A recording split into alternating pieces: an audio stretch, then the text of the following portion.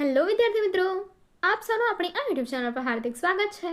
આજે હું લઈને આવી છું ધોરણ 8 વિષય સમાજ ઓગસ્ટ 2026માં ત્રિમાસિક પેપર સોલ્યુશન. તો ચાલો આપણે આગળ વધીએ. પરંતુ તે પહેલાં જો તમે આપણી આ યુટ્યુબ ચેનલને લાઈક, શેર અને સબસ્ક્રાઈબ ન કરી હોય તો જરૂરથી કરજો. ગુજરાત શૈક્ષણિક સંશોધન અને તાલીમ પરિષદ ગાંધીનગર. જોઈએ પ્રશ્ન 1.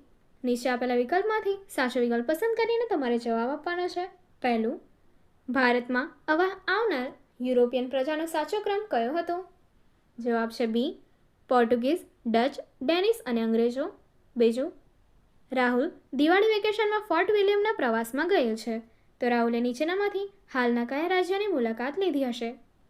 જવાબ છે બી, કલકત્તા.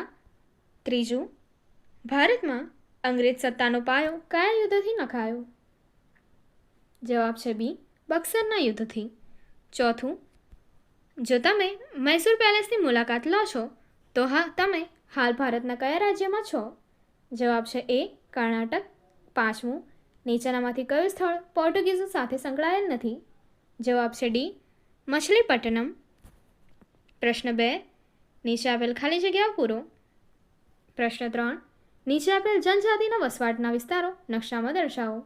પહેલું આપ્યું છે સંથાલ, ઝારખંડ. બીજું વનગુજ્જર, પંજાબ. ત્રીજું લાબડિયા, આંધ્રપ્રદેશ. ચોથું બકરવાલ, કાશ્મીર.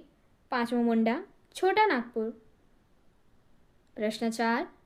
નીચે આપેલા પ્રશ્નોના આપેલ વિકલ્પમાંથી સાચો વિકલ્પ પસંદ કરીને તમારે જવાબ આપવાનો છે.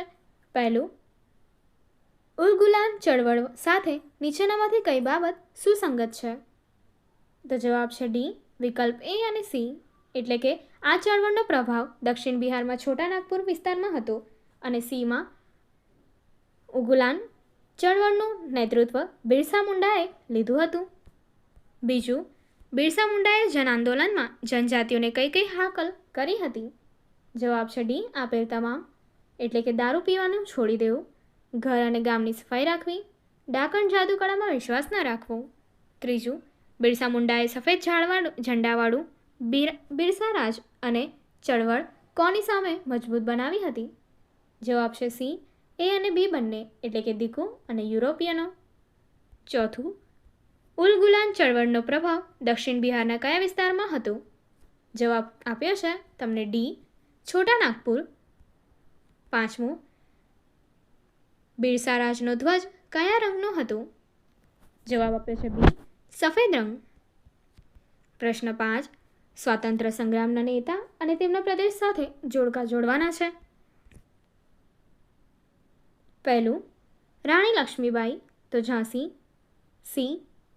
બીજું, નાના સાહેબ, તો જવાબ આપે છે ઈ, કાનપુર. ત્રીજું, કુંવરસિંહ, જવાબ આપે છે એ, બિહાર. ચોથું, બેગમ હજરત મહાલ, જવાબ આપે છે બી, લખનઉ. પાંચમું, ગરબરદાસ મુખી, જવાબ આપ્યો છે ડી, આણંદ. આગળ જોઈએ પ્રશ્ન 6. વર્ગીકરણ કરો. નીચેના સંસાધનોને કુદરતી સંસાધનો અને માનવ સર્જિત સંસાધનોમાં વર્ગીકૃત કરો. કોલસો, ખનિજ, તેલ, મકાન, બહુહેતુક યોજનાઓ, જંગલ, પ્રાણીઓ, ખનિજ, સિમેન્ટ અને સડક. તો જોઈએ કુદરતી સંસાધનોમાં કોલસો, ખનિજ તેલ, જંગલ, પ્રાણીઓ અને ખનિજ. માનવ સર્જિત સંસાધનોમાં મકાન, બહુહેતુક યોજનાઓ, સિમેન્ટ અને સડક. પ્રશ્ન 7. નીચેના તફાવત આપો કોઈ પણ એક વિષય પર. કુદરતી સંસાધન અને માનવ સંસાધન. તો જોઈએ કુદરતી સંસાધનમાં પહેલો પોઈન્ટ, કુદરતમાંથી મળતા સંસાધનને કુદરતી સંસાધન કહે છે. ઉદાહરણ તરીકે પાણી, હવા, જમીન, જંગલો વગેરે. તે કુદરતની ભેટ છે. તેનું સર્જન કુદરત દ્વારા થાય છે. તે મફતમાં અથવા સ્વરૂપે મળે છે. હવે માનવ સર્જિત સંસાધન જોઈએ. માનવ દ્વારા બનાવવામાં આવતા સંસાધનોને માનવ સર્જિત સંસાધન કહે છે. ઉદાહરણ તરીકે મકાન, રસ્તા, પુલ, વાહનો વગેરે. તે માનવની બુદ્ધિ, કૌશલ્ય અને મહેનતનું પરિણામ છે. તેનું સર્જન માનવ દ્વારા થયું છે.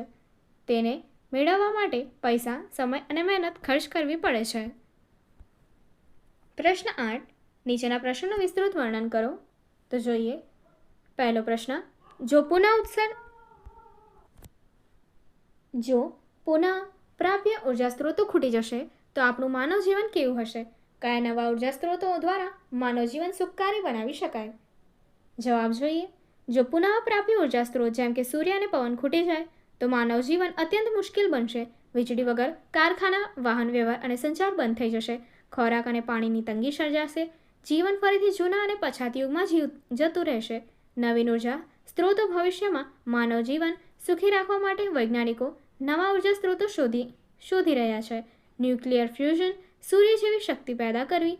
આનાથી અમર્યાદિત અને સુરક્ષિત વીજળી મળી શકે છે. હાઇડ્રોજન ઇંધણ, પાણીમાંથી હાઇડ્રોજન અલગ કરી વાહનો અને ઘરોમાં ઉપયોગ કરવો. આનાથી માત્ર પાણી જ નીકળે છે, પ્રદૂષણ નથી નીકળતું. જીઓ થર્મલ ઉર્જા, પૃથ્વીના પેટાળની ગરમીનો ઉપયોગ કરીને ઊંડા કૂવાઓ દ્વારા વીજળી બનાવવી.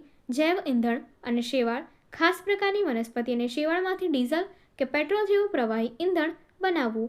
સ્પેસ સોલાર પાવર, અવકાશમાં ઉપગ્રહો ગોઠવીને સતત સૂર્યપ્રકાશ મેળવવો અને તેને માઇક્રોવેવ દ્વારા પૃથ્વી પર મોકલવી.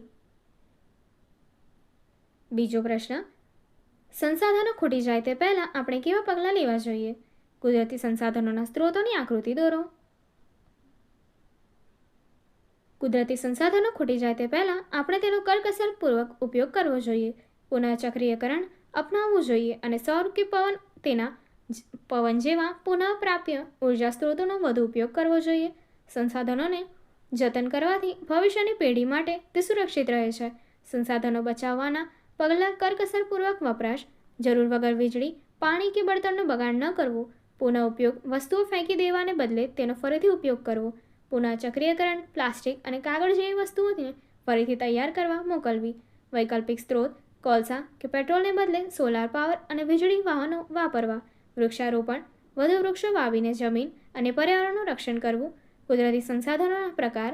કુદરતી સંસાધનોના મુખ્ય બે પ્રકાર છે: પુનઃપ્રાપ્ય એટલે કે અખૂટ સંસાધન, સૂર્યપ્રકાશ, પવન, ઉર્જા, પાણી, જળ સંસાધન. પુનઃ અપ્રાપ્ય, ખૂટી જાય તેવા સંસાધનો: કોલસો, પેટ્રોલિયમ, ખનિજ તેલ, કુદરતી વાયુ, લોખંડ અને અન્ય ખનિજો. હવે આગળ જોઈએ ચિત્રમાં કુદરતી સંસાધનોના સ્ત્રોતો. તમને આપ્યું છે અહીંયા સૂર્ય, હવા, પાણી, માટી, ખનિજ, વન્યજીવ, સમુદ્ર, પવન ઉર્જા, ભૂગર્ભ જળ, વૃક્ષો અને વનસ્પતિઓ. આ બધા સ્ત્રોતો કુદરત તરફથી મળે છે અને માનવ જીવન માટે ખૂબ જ મહત્વપૂર્ણ હોય છે.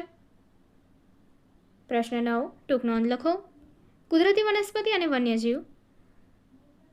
કુદરતી વનસ્પતિની વ્યાખ્યા: માનવીની મદદ વિના કુદરતી રીતે ઉગતી વનસ્પતિ. આધાર: તેનો વિકાસ મુખ્યત્વે આબોહવા અને વરસાદ પર આધાર રાખે છે. પ્રકાર: કદ અને ગીચતાના આધારે જંગલો, ઘાસના મેદાનો અને કાંટાળી વનસ્પતિમાં વર્ગીકરણ થાય છે. મહત્વ: તે આપણને લાકડું, ઓક્સિજન, ઔષધિ અને અન્ય વન્ય પેદાશો આપે છે. રક્ષણ: જમીનનું ધોવાણ અટકાવે છે અને ભૂગર્ભ જળ સાચવે છે. વન્યજીવ સમાવેશ: જંગલમાં રહેતા પશુઓ, પક્ષીઓ અને કીટકો અને જળચર જીવોનો સમાવેશ થાય છે. ઉપયોગિતા: વન્યજીવ આપણને દૂધ, માંસ, ઊન, ચામડું પૂરું પાડે છે. આહાર શૃંખલા: કીટકો અને નાના પક્ષીઓ કુદરતમાં આહાર શૃંખલા સમતોલ રાખે છે. ઉદાહરણ: ગીધ મૃત ઢોરનો કચરો સાફ કરીને કુદરત સફાઈદાર કામ તરીકે કામ કરે છે. જોખમ: માનવીય દખલ અને શિકારના કારણે આજે ઘણા વન્યજીવો લુપ્ત થવાના આરે છે. આગળની એક્ટિવિટી જોવા માટે અહીં આપેલી એન્ડ સ્ક્રીન પર ક્લિક કરો. Thank you.